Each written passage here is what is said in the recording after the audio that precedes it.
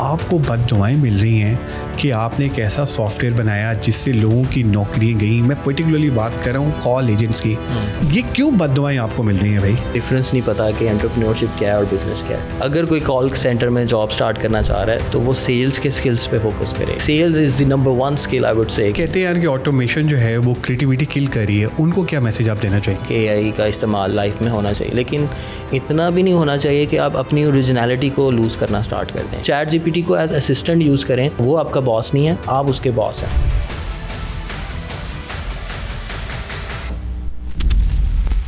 औज़ु बिल्लाहि मिनश शैतानिर रजीम, बिस्मिल्लाहिर्रहमानिर्रहीम, अल्लाहुम्मा सल्लि व सल्लिम अला सय्यिदिना मुहम्मदिन वालिही बिक़द्रि हुस्निही व जमालिही व नूरिही व कमालिही। अस्सलाम वालेकुम दोस्तों, आज हसन रज़ा एक दफ़ा फिर आपकी खिदमत में हाजिर है। I am super excited today because we are joined by Hamad Yusuf, the CEO of SwitchTag, a visionary leader working on the next big leap in customer communication, AI caller chatbots. At Tech Matters, we believe technology is not just about tools, it's about transformation, and Hamad's journey reflects exactly that, using AI to bridge the gap between businesses and customers, making conversation faster, smarter, and more human-like. In this session, ladies and gentlemen, we will dive into Hamad's vision, explore how SwitchTag is helping companies stay ahead, and understand why AI caller chatbots might just be the future of customer engagement. Ladies and gentlemen, every hustle begins with a spark. What was that moment for any entrepreneur? I should ask this question to Hamad. But before asking this question, let's welcome Hamad Yusuf. Hamad, thank you very much for joining us today. And I'm super excited कि आज आप हमारे साथ हैं. Welcome on board. Thank you so much, pleasure is all mine. And I'm sure that this is going to be a great introduction. You know, you're having a coffee और मेरा ख्याल है कि introduction के बाद और energy आपके आ गई होगी. लेकिन I'm telling you one thing. I am asking a lot of questions to you, but might be it could be a controversial question and a tough question. I'm sure that you're ready for it. Yeah, I'm ready. कैसे ज़हन में आया कि भाई switch tag शुरू करनी है? तो एक कंपनी है जो मैं आपका लिंक्डइन का प्रोफाइल देख रहा था तो कंपनीज का अंबार लगा हुआ था भाई, बहुत सारी थी। तो किस तरह से ये सोचा कि मुझे ये जो सफ़र है स्टार्ट करना, और इसमें कितना हासिल था? अल्लाह ताला ने जहाँ पे पहुँचाया है, आई एम वेरी थैंकफुल। और अगर इसके अंदर मैं बात करता होता हूँ कि अगर मैं अपने पास्ट को देखूँ तो I have grown so big, and अगर मैं अपने फ्यूचर को देखूँ तो I am very tiny and I am very small. So started my journey like from my matriculation, और उस टाइम बेसिकली मैंने कंप्यूटर हार्डवेयर का एक कोर्स किया और कंप्यूटर हार्डवेयर ही सिखाना भी स्टार्ट कर दिया और कंप्यूटर लोगों के ठीक भी करना स्टार्ट कर दिया। तो I started my first business like from my house, where like nearby neighbours, usually उस ज़माने में विंडोज़ ख़राब हो जाती थी और पार्टीशंस वगैरह करनी पड़ती थी। तो उस ज़माने में मैंने ये सर्विसेज देना स्टार्ट कर दी। कंप्यूटर का कोई इशू आ गया तो वो ट्रबल शूट कर देना, फिक्स कर देना। तो यूजुअली मार्केट में ले जाने के लिए उनकी लॉजिस्टिक कॉस्ट आती थी। तो what ever the market price was on that time, मैं उनको ऑफ़र करता था कि 50% पे मैं आपको ठीक कर दूंगा, आपके घर आके ठीक कर दूंगा या मेरे घर दे जाए, मैं ठीक कर दूंगा। तो मैंने वहाँ से अपना यानी प्रोफेशनल करियर स्टार्ट किया। तो यूजुअली मैं आहिस्ता आहिस्ता टाउन में, अपने इलाके में, गली में एक से एक दूसरे की तरफ रिकमेंडेशन होती गई और मैं मशहूर होता गया। लोग कहते थे मार्केट में थोड़ा महंगा हो रहा है, इधर से सस्ते में ठीक हो जाएगा। तो वहाँ से मैंने स्टार्ट किया, वो करता गया आगे यूनिवर्सिटी में चला गया। फास्ट फॉरवर्ड यूनिवर्सिटी में आ गया तो यूनिवर्सिटी में I started software engineering. So software engineering में आ गया तो computers were like my passion and my love. So computer के बारे में ही मैं ज़्यादा इंटरेस्टेड था। तो पढ़ाई में 8th क्लास में मुझे टीचर ने कहा था तुमसे मैट्रिक नहीं होना, और I ended up with a gold medal in my university. और गोल्ड मेडल के लिए मैंने एफर्ट नहीं की, गोल्ड मेडल आ गया। और वो क्यों आ गया? क्योंकि मेरा इंटरेस्ट इतना ज़्यादा था जिस फील्ड में मैं, अल्लाह ताला की तरफ से इत्तेफाक से मेरी ख्वाहिश भी थी और अल्लाह ताला ने पहुंचा भी दिया। समटाइम्स ऐसे होता है कि आपकी ख्वाहिश होती है लेकिन आप किसी और फील्ड में यू एंडेड अप। सो ये अच्छा हुआ। तो जब मैं 3rd सेमेस्टर में था तो I started domain and hosting का बिज़नेस। तो वहाँ से मैंने स्टार्ट किया और फिर अपने इलाके के जो हॉस्पिटल्स की डोमेन्स हैं, यूनिवर्सिटीज़ की डोमेन्स हैं, वो होस्टिंग उसकी डोमेन वो सेल करना स्टार्ट कर दिया। तो एक अपॉर्चुनिटी मिली मुझे, मैंने वहाँ से वो स्टार्ट कर लिया। फिर मैंने अपने फाइनल ईयर स्टूडेंट्स जो थे उस ज़माने में, उनमें से जो नालायक स्टूडेंट थे उनके अंदर उनको हेल्प करता था फाइनल ईयर प्रोजेक्ट डेवलप करने में। तो वो फाइनल ईयर प्रोजेक्ट्स उनको डेवलप करके उनसे थोड़ी सी अर्निंग कर लेनी। तो इस तरह से मेरी स्टार्टिंग ऑफ द करियर मेरी यहाँ से हुई। वो जो टीचर का आपने अभी जिक्र किया कि यार वो जो 8वीं जमात में आप थे और टीचर कहती थी कि तुम ज़िंदगी में कुछ नहीं कर सकते, नहीं बन सकते, तुम नालायक हो, तुम नहीं कर सकते। नालायक नहीं, स्कूल का सबसे नालायक, स्कूल्स का सबसे नालायक। और फिर वही बच्चा यूनिवर्सिटी का भी टॉपर रहा और आगे भी बढ़ा। अब वो टीचर मिलती हैं तो क्या कहते हैं, मैं वही नालायक हूँ हैं? नहीं, मेरे लिए स्टिल उनकी रिस्पेक्ट है। उनके ये वर्ड्स ने मेरे अंदर आग लगाई और वो जो आग थी वो आग कभी बुझी नहीं, फिर वो आगे चलती गई। हाँ। तो और ना समटाइम्स यू नीड पुश या मोटिवेशन कि आपको कोई बुरा भला कहता है, कोई नेगेटिव वर्ड्स आपके बारे में यूज़ करता है, और आप वो anger is a very amazing energy if you will use in a positive way. So जो एंगर मैनेजमेंट है उसके अंदर आई वुड से कि हमें उसको निकालने की बजाय उसको चैनलाइज करना चाहिए और उसको सही डायरेक्शन में यूज़ करना चाहिए। पर्टिकुलरली जो जेन जी हैं, जो स्टूडेंट्स हमारे हैं, उनके लिए अगर आप हिस्ट्री उठा के देखें, सबको कहीं ना कहीं चीज़ प्रूव करनी थी। तो वो प्रूव करने के चक्कर में बंदा जब एफर्ट करता है तो वो कर भी लेता है। जो लोग अभी हमें देख रहे हैं और सुन रहे हैं और वो उनके टीचर्स या कोई भी आपके आसपास का बंदा ये आपको कहता है कि तुम नहीं कर सकते, वो नहीं करना हमाद ने कर दिखाया और आज हमाद माशाल्लाह कामयाब है। हमाद सेकंड क्वेश्चन की तरफ, I think this is also very important और फिर रेलिवेंट भी है। Entrepreneurship is never a straight line. I mean, what has been your toughest challenge so far and how did you push through it?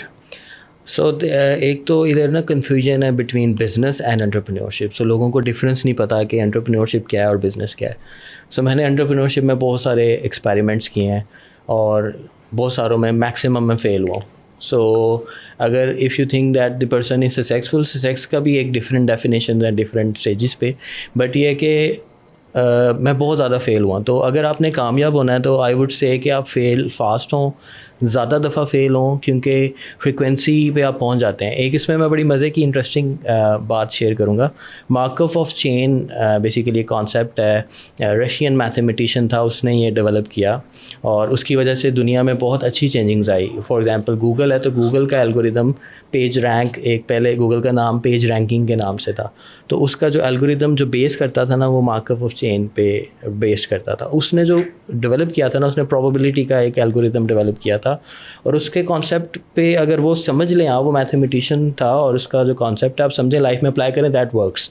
So law of averages है, और law of averages क्या कहता है? For example आप coin toss करते हैं, 50% chance होता है कि हेड आएगा, 50% चांस है कि टेल आएगा।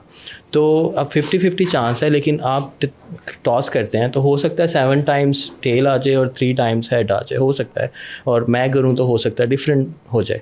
तो लेकिन अगर इसकी फ्रीक्वेंसी इंक्रीज़ कर दें, यानी इसको 10,000 टाइम कर दें, 20,000 टाइम आप टॉस करें, तो 20 टाइम टॉस करने के बाद वो अपनी ओरिजिनलिटी के करीब आ जाएगा। यानी हो सकता है कि 49-51 हो जाए। तो जब फ्रीक्वेंसी इंक्रीज़ करते हैं तो ओरिजिनलिटी के करीब आ जाता है। सिमिलरली जो प्रोबेबिलिटी ऑफ सक्सेस है, यानी कामयाबी की जो प्रोबेबिलिटी है, जब आप अपनी फ्रीक्वेंसी को इंक्रीज़ करते हैं, यानी नंबर ऑफ़ एफर्ट्स को आप इंक्रीज़ करते जाते हैं, एक दफ़ा फेल हुए, दूसरी दफ़ा फेल हुए, आप अपने एक्चुअल रियलिटी के करीब पहुंच जाते हैं जब आप फ्रीक्वेंसी को इंक्रीज़ करते हैं। तो सिमिलरली एंटरप्रेन्योरशिप में जो आपका क्वेश्चन था कि आपके क्या प्रॉब्लम्स आए, तो बहुत ज़्यादा प्रॉब्लम्स आए।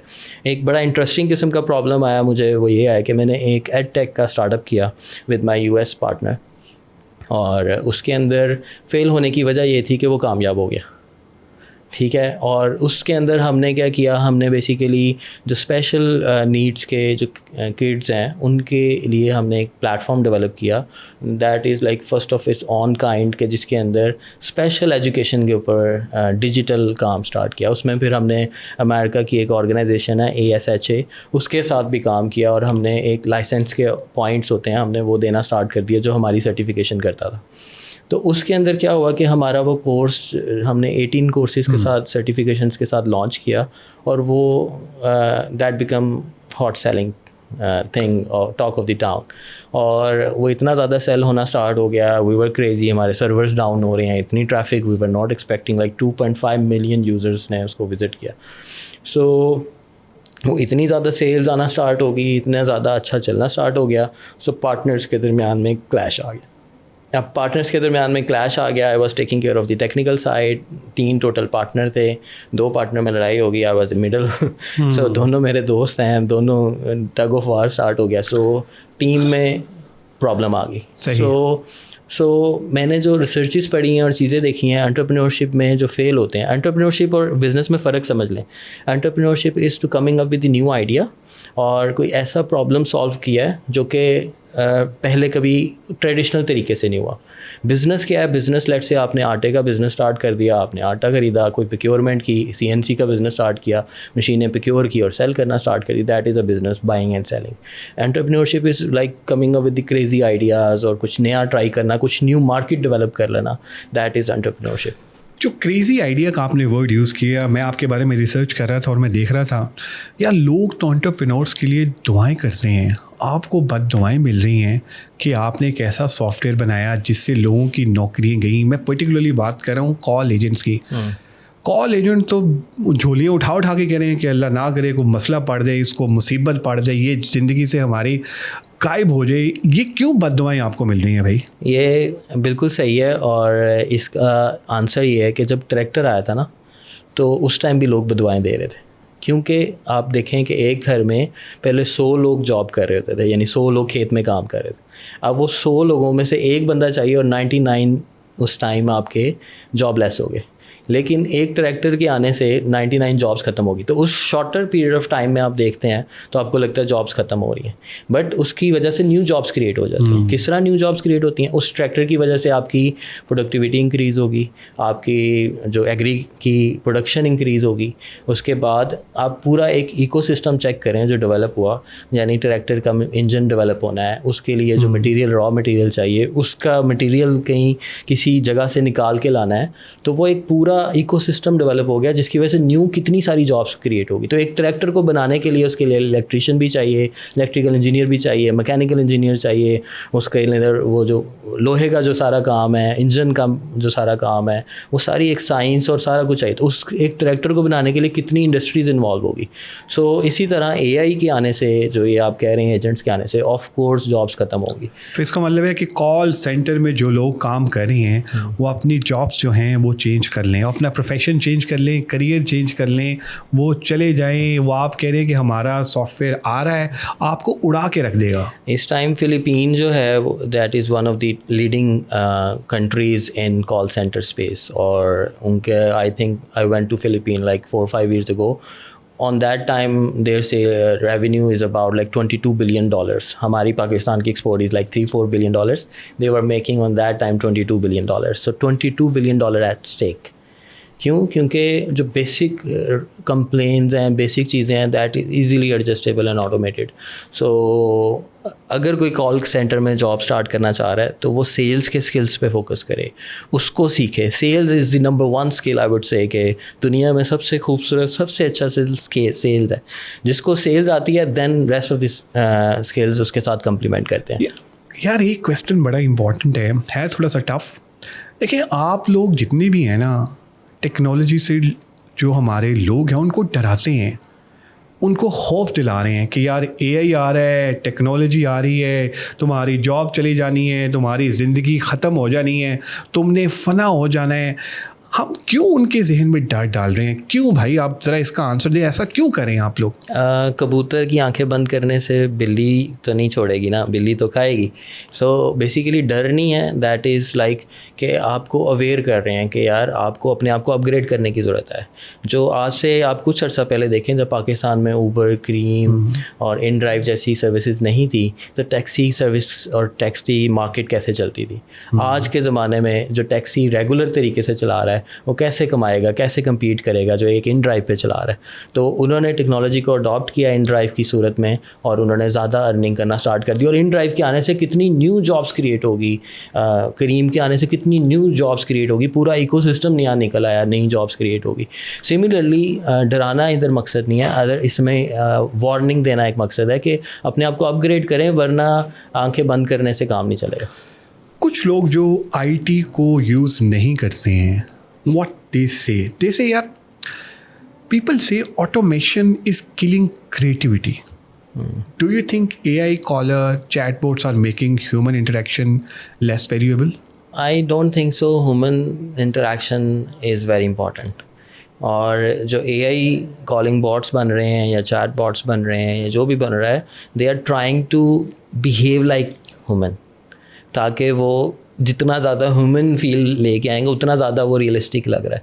लेकिन इंसान को इंसान से ही इंटरेक्शन करके जो रिलैक्सेशन मिलती है या जो सेटिस्फेक्शन मिलती है वो एक रोबो कॉल से नहीं मिल सकती। लेकिन ये है कि जो AI के आज के नए एजेंट्स आ रहे हैं उसके अंदर जो इन्हांसमेंट्स हो रही हैं, उसका गोल ही है कि कन्वर्सेशनल स्पीच मॉडल हैं जिसके अंदर वो कन्वर्सेशन को इतना इन्हांस करें कि वो ह्यूमन इंटरेक्शन की तरह की फीलिंग दें। सो ह्यूमन इंटरेक्शन को रिप्लेस नहीं किया जा सकता। फिर सिमिलरली आज से कुछ अर्सा पहले चले जाएं तो हमारे कपड़े दर्जी सीता था, हमारे पेरेंट्स का देखें तो वो दर्जी सीता था। आज कौन दर्जी से सिलवाता है? स्पेशल केस सिनेरियो, ये टेलर मेड सूट पे आप जाते हैं, सो स्पेशल हैंडमेड शूज़ पे जा रहे हैं, तो that is a special elite class now. उस टाइम पे हर कोई ऐसे कर रहा होता था। मैंने ना एक दफ़ा मेरा इंटरनेशनल ट्रैवल करने का इत्तेफाक हुआ और मैंने ना अजरक लेके गया एज अ गिफ्ट। तो मैंने उनको कहा कि ये ना अजरक आप टी शर्ट ना इसका स्टिच करवा के ना टी शर्ट बनवा लीजिएगा। उसने कहा जितने की ये टी शर्ट मेरी स्टिच होनी है ना उससे बेहतर I will buy some brand product, so it's very expensive out here. कि यानी वो इतनी महंगी है वहाँ पे टेलर मेड सर्विसेज, तो उसने कहा ये मेरे लिए पॉसिबल नहीं है, इतना महंगा है यहाँ पे। तो जो लोग ये कहते हैं यार कि ऑटोमेशन जो है वो क्रिएटिविटी किल कर रही है, उनको क्या मैसेज आप देना चाहेंगे? समहाउ कर भी रही है।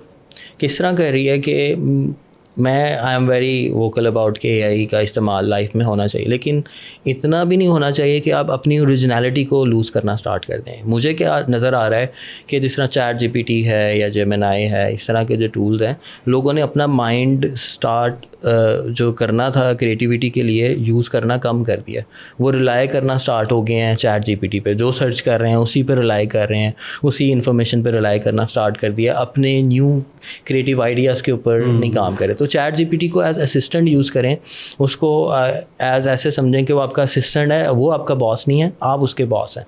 जब आप उसको अपना बॉस बना लेंगे तो वो लीड लेना स्टार्ट कर दे, तो आपको साइकोलॉजिकली डिपेंडेंसी आना स्टार्ट हो जाती है। That's not good. In Pakistan में many startups don't survive beyond 2 to 3 years. What makes you believe Swishtag won't end up as just another failed idea? That's a very good question. और ये this is my like maybe third or fourth company. So लेकिन ये है कि this is the company जो कि survive की है, मुश्किल हालात में भी सर्वाइव की है। और मैंने जो सीखा है, जो मैंने स्टार्ट में कहा है कि not giving up is the solution. आप फेल भी हो रहे हैं, keep going, so keep going is the solution. Fail होने के बाद उठना कितनी देर में है, वापस जो कम बैक है ना वो मुश्किल होता है। मैं समझता हूँ कि कामयाबी असल में ये नहीं है आपने कितने पैसे कमा लिए, कामयाबी ये है कि आप फेल हो गए हैं तो आपने बाउंस बैक कितना ऊंचा किया है। सो बाउंस बैक की आपकी पावर क्या है? जो बाउंस बैक करता है ना इंसान, वो उसको दबाना बहुत मुश्किल है, उसको आप मार नहीं सकते, उसको आप दबा नहीं सकते। सो बाउंस बैक की स्ट्रेंथ आपके अंदर होनी चाहिए, और वो विल आपके अंदर आती है जब आप कोई पर्पसफुल काम करते हैं, जब आप कोई पर्पस ड्रिवन काम करते हैं। सिर्फ मोटिवेशन आपका पैसा इज़्ज़त नहीं होती, बल्कि कोई पर्पस ड्रिवन काम करते हैं, तो तब वो मोटिवेशन आती है। सही यार, ये I mean very right, you're 100% right कि ये चीज़ें जो है वो होनी चाहिए। कंसिस्टेंसी भी इज़ इम्पॉर्टेंट। जब बिल्डिंग का startup around AI caller chatbot, it's not an easy, it's always very difficult. जैसे मैं भी आप ऑफ द रिकॉर्ड भी आपसे बात कर रहा था कि मुझे भी बहुत सारे लोगों ने अप्रोच किया। What sacrifices did you have to make in the early days कि यार इतनी मुझे नुकसानात, इतनी कुर्बानी जो है ना वो देनी पड़ी भाई इन चीज़ों के लिए? मेरे लिए ना कामयाबी का जो पैरामीटर है वो ये है कि आपके पास लेट्स से अगर पैसे ज़्यादा हैं तो आप पैसों से अमीर है, अगर आपके पास टाइम बच रहा है तो आप टाइम से अमीर है। अगर आपके पास हेल्थ अच्छी है तो आप हेल्थ से अमीर हैं, अगर आपके पास रिलेशनशिप बच रहे हैं तो आप रिलेशनशिप से अमीर हैं। तो मेरे लिए जो सिजेक्स का क्राइटेरिया है वो सिर्फ पैसे कमाना नहीं है, मेरे नज़दीक बैलेंस है, balance in all fields of life. और स्विच टैग के अर्ली डेज़ में, इवन उससे पहले जो मेरे बिज़नेस थे अर्ली डेज़ में, क्योंकि उससे पहले मेरी शादी नहीं हुई थी, फैमिली की उस तरह की मेरे पे ज़िम्मेदारियाँ नहीं थी, अपनी फैमिली की, मेरी पेरेंट्स की तो थी लेकिन मेरी अपनी फैमिली की नहीं थी, तो मेरे पास फ्रीडम था टू वर्क 24/7। तो स्टार्टिंग डेज़ में तो लाइक मैं ऐसे समझें कि मुश्किल था। और मैं जिस दिन गोल्ड मेडल लेने गया हूँ, यूजुअली ना 2 साल के बाद आपको वो कन्वेंसमेंट होती है और गोल्ड मेडल मिलता है। जिस टाइम मैं गोल्ड मेडल लेने गया, मेरी अर्निंग कम थी और मेरे जो क्लास फेलोज थे और जो मेरा दोस्त था इत्तेफाक से, वो क्लास का इत्तेफाक से कम GPAs वाला था, तो he was making more than me and I was the gold medallist and I was making ना होने के बराबर, और he was like appointed at a very good position in a very good company. On the other hand I was struggling in my business and in my idea, so I was not making money. So it's like cars है ना, तो कुछ चीज़ें तेज़ acceleration पकड़ लेती हैं लेकिन उनकी टॉप स्पीड कम होती है।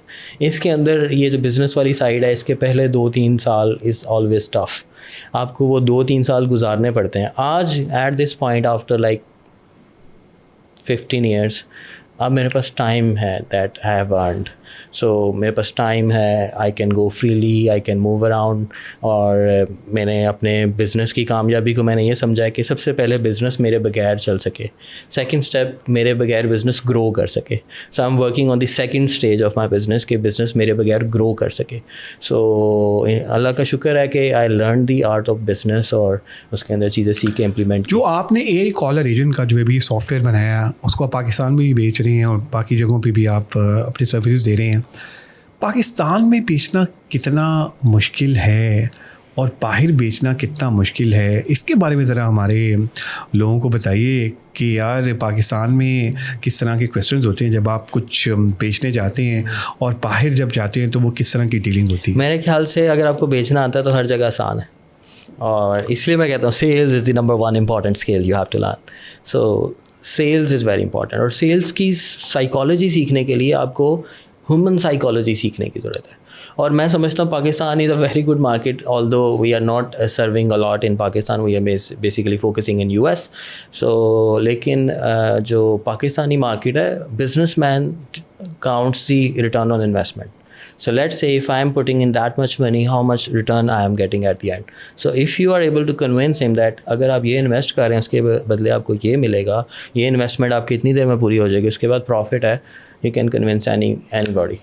परफेक्ट। तो मेरा ख्याल है कि टेक्नोलॉजी के साथ सेल्स में ही दोनों ज़रूरी हैं। Yes. कि यार टेक्नोलॉजी का भी आपको पता हो और फिर सेल्स का भी पता हो। हमारे साहब thank you very much for your time, बहुत अच्छा रहा आपके साथ जितने भी टाइम गुजरा, and I think you have added a value. और मेरी रिक्वेस्ट होगी कि आगे भी ज़रूर हमें ज्वाइन कीजिएगा और इस तरह आते रहिएगा।